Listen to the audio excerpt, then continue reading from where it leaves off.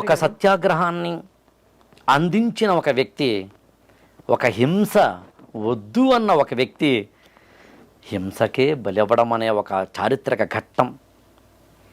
నా నా నా హిందూ బంధువులు అనే ఒకానొక కోణంలో ఇంతకన్నా నాకు మరొక తీర్పు లేదేమో, ఏ న్యాయస్థానాల్లోనూ నేను ఇంతకన్నా తీర్పు పొందలేనేమో, ఈ వ్యక్తి ఇంకా ఉంటే ఈ దేశం ఇంకేమైపోతుందన్న భయమో, ఒకానొక తీవ్రమైన ఆవేశమో ఏదో నడిపించిన ఇతరేతర శక్తులు నడిపించిన అన్నట్టుగా నడిచి వెళ్ళిన, అంటే ఇతరేతర అంటే ఎవరో వ్యక్తులు కాదు నా ఉద్దేశం, భావజాలం అని చెప్పడం. వెళ్ళిన నాథురాం వినాయక్ గాడ్సే ఒకరు ఈ పక్కన కనిపిస్తారు, ఒకరు ఆ పక్కన కనిపిస్తారు. ఆయనే స్వయంగా రాసిన ఈ పుస్తకం చదివితేనేమో ఆయన కళ్ళల్లోంచి చూడొచ్చు, ఆయనని హిందుత్వ కళల్లోంచి చూసినప్పుడేమో ఇలా కనిపిస్తే, ఆయన మరొక కళల్లోంచి చూస్తే ఇలా కనిపిస్తే, ఏది ఏమైనా ఒకనొక చారిత్రక విషాద ఘట్టాన్ని మనం మాత్రం భారతదేశం చవి చూసింది అని మనకి అర్థమవుతుంది అనేది ఇక్కడ పాయింట్. ఇలాంటి ఘట్టాలని ఎందుకు మనం చదువుకోవాలి అన్నప్పుడు, ఇతిహాసపు చీకటి కోణపు అట్టడుగు కనిపించని కథలన్నీ కావాలి. ఇప్పుడు దాచేస్తే దాగన సత్యం అంటాడు శ్రీశ్రీ.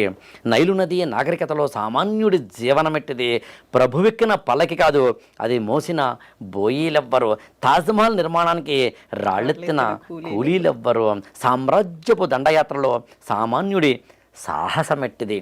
అందుకని ఇలాంటి వాటిల్లో మనం చెప్పడం ఉద్దేశం ఏంటంటే, చరిత్రకు కనిపించని వాటిని ఎలా చూడాలి, ఇవాల్టి కోణంతో ఎలా చూడాలి, ఆనాటి సిట్యుయేషన్స్లోంచి ఎలా చూడాలి, ఇవాల్టి లీడర్లు, ఇవాల్టి నాయకులు ప్రజలను తరలించేటప్పుడు కావచ్చు, ప్రాజెక్టులు కట్టేటప్పుడు కావచ్చు, సమాజానికి కావలసిన నా నీ అనే తరతమ భేదము లేకుండా నాయకుడు కనుకుంటే ప్రజల గుండెల్లో ఉంటాడు.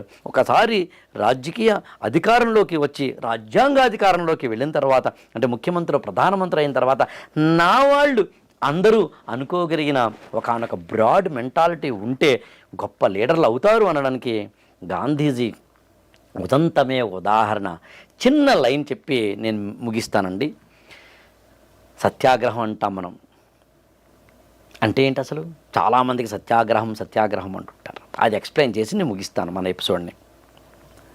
సత్యాగ్రహము అంటే, మిమ్మల్ని ఎవరైనా విమర్శించారనుకోండి, మీరేం చేస్తారు? తిరిగి విమర్శిస్తారు. మిమ్మల్ని ఎవరైనా కొట్టారనుకుందాం, ఏం చేస్తారు? తిరిగి కొడతారు. మిమ్మల్ని ఎవరైనా హాని కలిగించారు మీకు అనుకుందాం, మీరేం చేస్తారు? తిరిగి హాని కలిగిస్తారు. ఇది మానవ సహజ గుణం, తప్పేం కాదు. బ్రాడర్గా చూస్తే మాత్రం తప్పు, కొంచెం మన యొక్క కళ్ళతో చూస్తే తప్పు కాదు. అలా కాకుండా మిమ్మల్ని ఒకరు విమర్శించారు, మీరు ప్రతి విమర్శ చేయలేదనుకుందాం, మిమ్మల్ని ఒకరు కొట్టారు, మళ్ళీ కొట్టలేదు అనుకుందాం, ఏమవుతుంది? మీరు విమర్శిస్తే మళ్ళీ విమర్శిస్తారు, మీరు కొడితే మళ్ళీ కొడతారు, మళ్ళీ కొడితే మళ్ళీ కొడతారు, మళ్ళీ కొడితే మళ్ళీ కొడతారు, మళ్ళీ విమర్శిస్తే మళ్ళీ విమర్శిస్తారు. మొత్తం జీవితాంతం ఏం చేస్తామంటే కొట్టుకోవడాల్లోనే, ఘర్షణల్లోనే, తిట్టుకోవడాల్లోనే, బురద జల్లుకోవడాల్లోనే జీవితం అంతా గడిపేస్తాం.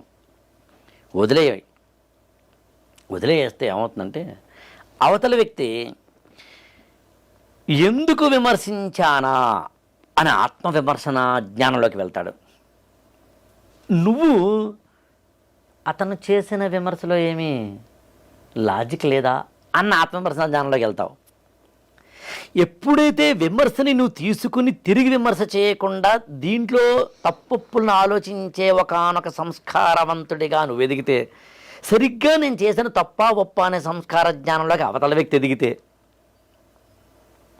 అప్పుడు ఏమవుతుందంటే, నేను చేసిన తప్పే అని విమర్శించిన వాడు, అతని విమర్శలో కూడా కొంత న్యాయం ఉందిలే అని విమర్శను తీసుకున్నవాడు అనుకున్నప్పుడు, ఇద్దరు ఎదురుకుండా కూర్చుని కరచాలనం చేసుకుని ఒకరికొకరు సారీ చెప్పుకుంటే, అంటే క్షమాగుణాన్ని ప్రదర్శిస్తే అప్పుడు స్నేహ బాంధవ్యం ఏర్పడుతుంది.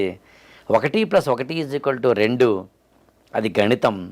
1+1 = more than 2, అది జీవితం అనే విషయం ఈ ఇద్దరికి అర్థమైనప్పుడు కొట్టుకోవడం, తిట్టుకోవడం, విమర్శించుకోవడం, బూతులు తిట్టుకోవడం, హింసాత్మకంలోకి వెళ్ళడం జంతు ప్రవృత్తని ఒక విశాల దృక్పథంలోకి, ఆలోచన ధోరణిలోకి వెళ్ళినప్పుడు మానసికంగా శుద్ధి కలిగి, విమర్శనాత్మకంగా ఆలోచించగలిగి, బ్రాడర్ మెంటాలిటీలోకి వెళ్ళినప్పుడు అప్పుడు ఖచ్చితంగా ఆ ఇద్దరిలోనూ కూడా ఒక సంస్కారవంతమైన ఒక స్నేహ బాంధవ్యం ఏర్పడేందుకు అవకాశం ఉంటుంది అనేది అర్థమైతే అదే సత్యాగ్రహం. దీన్ని ఒక్క నిమిషంలో ముగిస్తాను.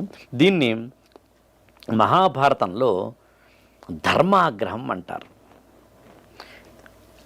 అప్పటికే అరణ్యవాసము, అజ్ఞాతవాసం అయిపోయిన తర్వాత, అప్పటికే రాయబారాలు 2-3 అయిపోయిన తర్వాత, ఇక యుద్ధం చేయక తప్పదనే పరిస్థితిలో చివరి సమయంలో మనకి కృష్ణుణ్ణి రాయబారానికి పంపిద్దామని పాండవులు అనుకుంటారు కౌరవుల దగ్గరికి. అప్పుడు ధర్మరాజు మాట్లాడిన కొన్ని మాటలు కనుక వింటే ధర్మాగ్రహము, సత్యాగ్రహం అంటే ఏంటో అర్థమవుతాయి. మనం యుద్ధానికి వెళ్తాం, వాళ్ళు యుద్ధానికి వస్తారు. మనమే గెలుస్తామన్న గ్యారంటీ ఉందా? 50-50. వాళ్ళు ఓడిపోతారు నువ్వు అనుకుంటున్నావు, నిన్ను ఓడించడం ఎలాగని వాళ్ళు అనుకుంటున్నారు. ఈలోగా జన నష్టం, ధన నష్టం అని నష్టాలు జరిగిపోతాయి. ఆ తర్వాత శవాల కోటలో రాజ్యమేళాలా? ఆ నెత్తుటి కూడిని తీసుకోవాలా? This is a question by mister Dharmaraja. అక్కడ మనకి ఏమనిపిస్తుంది అంటే ఇది చేతకానివాడేమో అనిపిస్తుంది.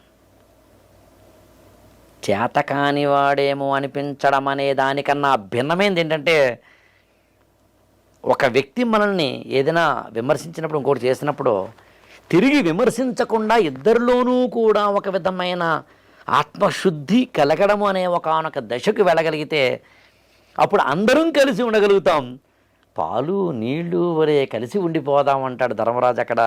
అలా కలిసి ఉంటే ఉప పాండవులు అందరూ కూడా బతికి ఉండేవారు కదా, నువ్వు నేను కలిసి ఉన్నప్పుడు కదా ఆ సౌఖ్యము అనే ఒకనొక అంశం ధర్మాగ్రహంలో, సత్యాగ్రహంలో కనిపిస్తుంది. ఇక్కడ 2 పాయింట్లు చెప్పి నిజంగా ముగిస్తాను. అందులో ఒకటి ఏంటంటే, గాంధీజీ ఇదే సత్యాగ్రహాన్ని ఎక్కడ పట్టుకోవాలో తెలిసినట్టుగా ఎక్కడ వదలాలో తెలుసుకోలేకపోయాడు.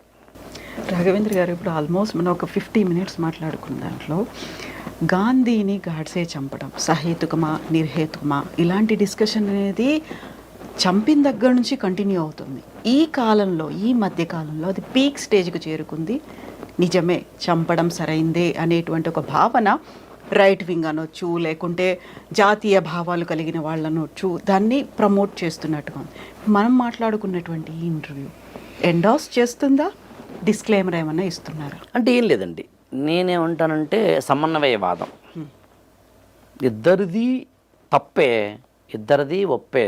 పరిస్థితులు తీసుకొచ్చిన కారణాలు, దాని నుంచి వచ్చిన ఫలితాలు ఇవాళ ఏం నేర్చుకోవడాలు అంతే. అందుకని ఇందాక నేను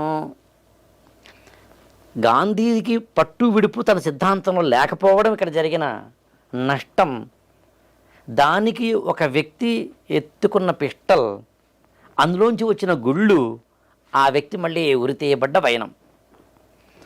ఇక్కడ రెండోది ఉంది. ఇంత మాట్లాడిన తర్వాత దాన్ని మీరు లెఫ్ట్ రైట్ అన్నారు కదండి. ఇవాళ సమాజానికి ఆ తత్వం, ఆ మనస్తత్వం, ఆ తాలూకు ఆలోచనల వెనకాల ఉన్న ఇవి కార్యకారణ సంబంధం లాంటివి ఇవాళ సమాజానికి అర్థం కాకపోవచ్చు. అందుకనే ఇర్రిలవెన్స్ ఆఫ్ గాంధీ ఇవాళ.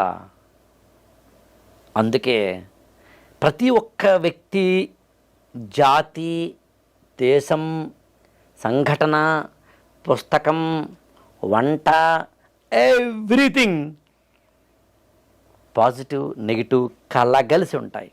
ఆ ప్రశ్నకు ఇదే సమాధానం అని కాదు. కన్యాశుల్కం నాటకంలో మంచివాళ్ళు చెడ్డవాళ్ళు వేరువేరుగా రాసులు పోసి ఉండరు అంటుంది. అలా ఇద్దరూ కలిపి మధురవాణి అంటుంది ఒకటే చెడ్డ మంచి ఒకళ్ళనే ఉంటుంది అన్నది. సో అలా చూసినప్పుడు ఒకానొక సంఘటనల క్రమంలోంచి జరిగిన ఒకానొక విషాదభరితమైన ఘట్టంగా దాన్ని చూడాలి. ఇవాళ మన జీవితాల్లోనూ మన వ్యక్తిగతమైన వాటిల్లోనూ మొదలుకొని దేశాల వరకు కలిసి ఉంటే కలదు సుఖము, శత్రుత్వం కన్నా మిత్రత్వం గొప్పది, ద్వేషము కన్నా ప్రేమ గొప్పది, పగా ప్రతీకారం కన్నా కరచాలనం గొప్పది అనుకోగలిగిన ఒకనొక సిట్యుయేషన్లోకి వెళ్ళగలిగితే ఈ పుస్తకాలు చదివినా ఈ ఘట్టాలు విన్నా వాటిని ఆచరిస్తే మన జీవితాలు కూడా అలా ఉంటాయన్నది సమన్వయవాదంలో ఉన్న ప్రాథమికమైన కోణం.